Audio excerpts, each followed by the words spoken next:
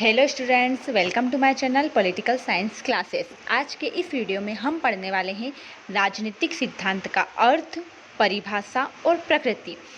ये जो है आपका राजनीतिक सिद्धांत वाला क्वेश्चन, ये आपका बीए फर्स्ट ईयर वालों का जो फर्स्ट पेपर रहेगा पॉलिटिकल साइंस का, पॉलिटिकल थ्योरी, उसका यूनिट 1 का फर्स्ट क्वेश्चन है आपका और मोस्ट आईएमपी क्वेश्चन है। राजनीतिक सिद्धांत का अर्थ सबसे पहले देख लेते हैं कि राजनीतिक सिद्धांत का अर्थ जो है वो क्या होता है। राजनीतिक सिद्धांत जो है वो अंग्रेजी भाषा के शब्द पॉलिटिकल थ्योरी का हिंदी रूपांतरण है।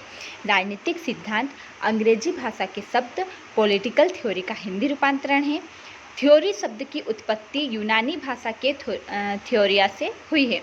थ्योरी शब्द की जो उत्पत्ति है वो यूनानी भाषा के थ्योरिया से हुई है और थ्योरियों का अर्थ है मनन की अवस्था या चिंतन की अवस्था।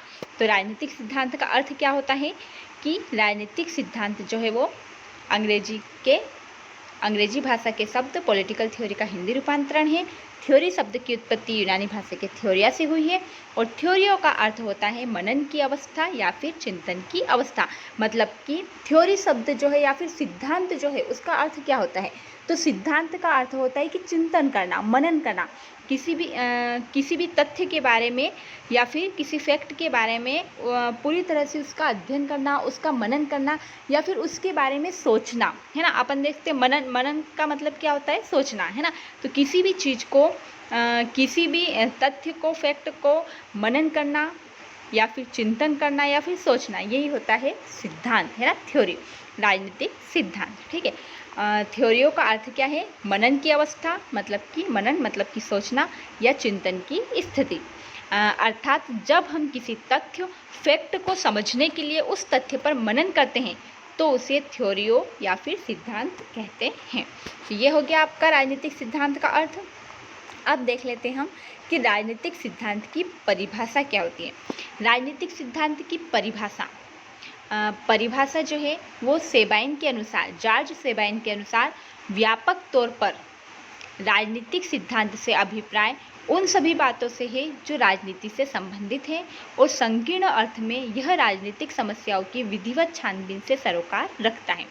देखो, सेबाइन ने क्या कहा है कि राजनीतिक सिद्धांत क्या होता है उनके अनुसार। तो सेबाइन ने एक परिभाषा दी है, डेफिनेशन दी है, जिसमें उन्होंने बताया है कि राजनीतिक सिद्धांत क्या हो सकता है। तो व्यापक तौर पर मतलब कि जब हम बड़े स्तर पर, विस्तृत स्तर पर अगर हम देखें, व्यापक तौर पर बड़े लेवल पर अगर हम देखें तो राजनीतिक सिद्धांत से अभिप्राय उन सभी बातों से है जो राजनीति से संबंधित है। मतलब कि राजनीतिक सिद्धांत में हम पूरी राजनीति को लेते हैं ना। अगर बड़े स्तर पर, व्यापक स्तर पर देखें तो राजनीतिक सिद्धांत में हम क्या करते हैं, पूरी राजनीति पढ़ लेते हैं। ठीक है। लेकिन वहीं पर अगर संकीर्ण मतलब कि छोटे अगर लेवल पर देखा जाए, छोटे स्तर पर देखा जाए तो राजनीतिक समस्याओं की विधिवत छानबीन से सरोकार रखता है। मतलब कि राजनीतिक सिद्धांत का मतलब क्या हो गया छोटे स्तर पर, कि जो राजनीतिक जो समस्या है उनका क्या करना, उनकी समस्याओं की छानबीन करना और उसका फिर अध्ययन करना, उनको दूर करने की कोशिश करना है। तो समस्याओं की विधिवत छानबीन से सरोकार रखता है। ये किसने कहा, ये सेबाइन ने कहा है। तो जॉर्ज सेबाइन के अनुसार क्या हो गई परिभाषा, व्यापक तौर पर राजनीतिक सिद्धांत से अभिप्राय उन सभी बातों से है जो राजनीति से संबंधित है और संकीर्ण अर्थ में यह राजनीतिक समस्याओं की विधिवत छानबीन से सरोकार रखता है। एक और परिभाषा देख लेते हैं हम, ये आ जाएगी एंड्रयू हेकर के अनुसार। हेकर ने क्या कहा है, तो हेकर ने कहा है कि राजनीतिक सिद्धांतों में तथ्य और मूल्य दोनों समाहित हैं। हेकर की परिभाषा भी सरल है, आपको आसानी से याद हो जाएगी कि राजनीतिक सिद्धांत में तथ्य और मूल्य दोनों समाहित हैं, वे एक दूसरे के पूरक हैं। अर्थात राजनीतिक सिद्धांत शास्त्री एक वैज्ञानिक और दार्शनिक दोनों की भूमिका निभाता है।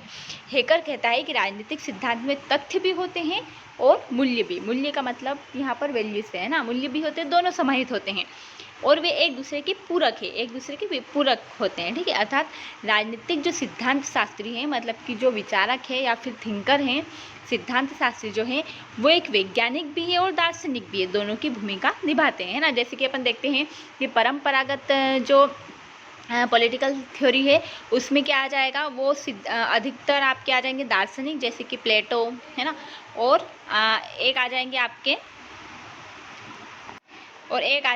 वैज्ञानिक, है ना, जैसे कि जो आधुनिकतावादी सिद्धांतवादी है। ठीक है। तो हेकर ने क्या कहा है कि राजनीतिक सिद्धांत में तथ्य और मूल्य दोनों समाहित हैं, वे एक दूसरे के पूरक हैं, अर्थात राजनीतिक सिद्धांत शास्त्री एक वैज्ञानिक और दार्शनिक दोनों की भूमिका अदा करते हैं। तो आपका अर्थ हो गया, परिभाषा हो गई। अब हम चलते हैं प्रकृति की ओर। प्रकृति जो है ये भी आपका मोस्ट आईएमपी जो है वो क्वेश्चन रहेगा, राजनीतिक सिद्धांत की प्रकृति। राजनीतिक सिद्धांत की प्रकृति वाला प्रश्न हर बार एग्जाम में पूछा ही जाता है। तो राजनीतिक सिद्धांत की प्रकृति क्या होती है? तो जो प्रकृति उसको दो भागों में बांटा गया है ना, या फिर दो वर्गों में उसको बांट दिया गया है, ठीक है। तो राजनीतिक चिंतन की परंपरा जो है वो बहुत पुरानी है। सिद्धांत की बात करते हैं तो एक तरह से देखा जाए तो चिंतन ही होता है ना, मनन करना, चिंतन करना। तो राजनीतिक जो चिंतन की जो परंपरा है वो बहुत ज़्यादा पुरानी है, ठीक है। राजनीतिक चिंतन को दो मुख्य वर्गों में रखा जाता है, दो भागों में इसको बांट दिया गया है चिंतन को। एक है परंपरावादी राजनीतिक सिद्धांत की प्रकृति और एक है आधुनिक राजनीतिक सिद्धांत की प्रकृति। अब देख लेते हैं कि जो परंपरागत राजनीतिक सिद्धांत है उसके अंतर्गत क्या क्या चीज़ें शामिल की गई है। तो परंपरागत राजनीतिक सिद्धांत क्या होता है? तो परंपरागत राजनीतिक सिद्धांत अपने प्रतिपादक के व्यक्तित्व एवं दृष्टिकोण से प्रभावित रहे हैं। प्लेटो से लेकर कांट, हिगल, ग्रीन तक यहाँ पर बात हो रही है कि परंपरागत राजनीतिक सिद्धांत के जो विचारक हैं, सिद्धांत शास्त्री, वो कौन थे? तो वो विचारक या थिंकर आपके आ जाएंगे प्लेटो परंपरावादी है, कांट, हिगल, ग्रीन, ये जो है ये कौन से विचारक है? ये परंपरागत विचारक जो राजनीतिक सिद्धांत के माने जाते हैं ना। कांट, हिगल, ग्रीन तक राजनीतिक सिद्धांतों को सदैव आचार शास्त्र या दर्शन शास्त्र के एक अंग के रूप में प्रतिपादित किया गया है। उस समय के राजनीतिक चिंतक अपने आप को किसी न किसी रूप में तत्कालीन राजनीतिक समस्याओं का स्थायी एवं शाश्वत समाधान प्रस्तुत करने के लिए प्रतिबद्ध मानते थे। उनके विचार व्यक्तिगत दृष्टिकोण, चिंतन, कल्पना या आध्यात्मवादी सिद्धांतों से उदित हुए हैं। मतलब कि यहाँ बात हो रही है कि जो परंपरावादी जो विचारक हैं या फिर परंपरागत जो सिद्धांत है उसके अंदर क्या होता है? तो परंपरागत जो राजनीतिक सिद्धांत जो है उसमें होता है कि वे जो विचारक हैं, पहली बात तो ये कि विचारक है कौन? तो ये प्लेटो, कांट, हिगल, ग्रीन ये आ जाएंगे, ठीक है। अब ये मानते क्या है, इनके विचार क्या हैं? तो ये जो है ये कल्पनावादी है ना, दार्शनिक है। जैसे कि प्लेटो दार्शनिक है, उन्होंने आदर्श राज्य की कल्पना की है ना। उनका जो सिद्धांत है वो क्या है? आदर्श राज्य का सिद्धांत है। वो क्या? कल्पना के द्वारा बनाए गए हैं। तो वो क्या है? काल्पनिक है ना, कल्पना के द्वारा बनाए गए हैं। और अध्यात्मवादी भी सिद्धांत दिए हैं, अधिकतर धर्म से जुड़े हुए, जैसे कि उस टाइम पे चर्च वगैरह थे, पोप वगैरह थे, वही जो है वो राज करते थे, शासन करते थे, सरकार चलाते थे, ठीक है। तो इस टाइप से वो एक तरफ धर्म से जुड़े हुए हैं, एक तरफ कल्पना ज़्यादा की गई है ना, काल्पनिक सिद्धांत है ना, दार्शनिक सिद्धांत हैं। और साथ में आ जाएगा कि शाश्वत एवं उच्च स्तरीय तत्वों से संबंध होने के कारण उनकी चिंतन प्रणाली तार्किक और निगमनात्मक है।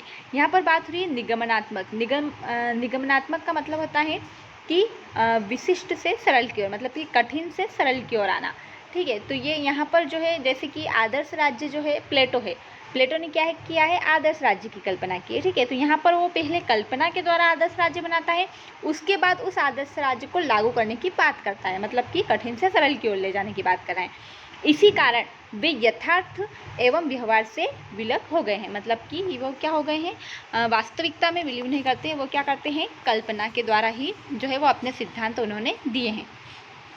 परंपरावादी राजनीतिक विचारकों की सबसे बड़ी दुर्बलता यह है कि वे मूल्यों, नैतिकता, आदर्शों, परम सत्य आदि पर विचार करते समय धर्म और दर्शन में डूब जाते हैं, ठीक है। तो ये क्या हो गया? परंपरागत राजनीतिक सिद्धांत। किसने लिखा है? तो ये आपके परंपरागत जो राजनीतिक विचारक है या थिंकर है वो आ जाएंगे आपके प्लेटो, कांट, हिगल और ग्रीन, जिन्होंने अधिकतर अगर बात करें तो इनके जो सिद्धांत होते हैं वो काल्पनिक होते हैं या फिर धर्म से जुड़े हुए होते हैं, ठीक है। अब अपन दार्शनिक, काल्पनिक और आध्यात्मिकता से जुड़े होते हैं, ठीक है। अब अपन देख लेते हैं सेकेंड, आधुनिक राजनीतिक विचारक, आधुनिक राजनीतिक सिद्धांत। तो आधुनिक राजनीतिक सिद्धांत है तो इसके विचारक कौन कौन से हैं? तो इसके जो विचारक आ जाएंगे Charles Merriam, David Easton, Harold Lasswell, Robert Dahl, Almond, Karl Deutsch आदि। ये सब जो है वो प्रमुख कौन से है? आधुनिक राजनीतिक। इसमें से कोई भी अपन 5 नाम याद कर सकते हैं। कौन कौन से? Charles Merriam, David Easton, Harold Lasswell, Robert Dahl, Almond और कार्ल डायच आदि इसके क्या है? विचारक है, ठीक है। आधुनिक राजनीतिक सिद्धांत अनुभववाद और वैज्ञानिक पद्धतियों पर आधारित है। जैसे कि परंपरागत जो था वो किस पर आधारित था, वो आधारित था कल्पना पर आधारित था और दार्शनिक था, ठीक है। और यही जो है वो अनुभववाद पर आधारित है और वैज्ञानिक है, वैज्ञानिक पद्धतियों पर आधारित है। ये जो विचारक है आधुनिक राजनीतिक सिद्धांत को मानने वाले, ये क्या कहते हैं कि अनुभव के द्वारा जो है वो अपने सिद्धांत इन्होंने दिए हैं, पहले प्रयोग किया है फिर उसको उन्होंने दिया है। और वैज्ञानिक है ना, यह मानव व्यवहार के यथार्थ अध्ययन से निश्चित है। मतलब कि यथार्थ मतलब कि अभी का जो उनका अध्ययन है मानव का वास्तविकता पर आधारित है ना। यथार्थ मतलब कि काल्पनिक का उल्टा हो जाएगा कि वास्तविकता पर, ठीक है। यह मूल्यों के बजाय तथ्यों के अध्ययन पर बल देता है।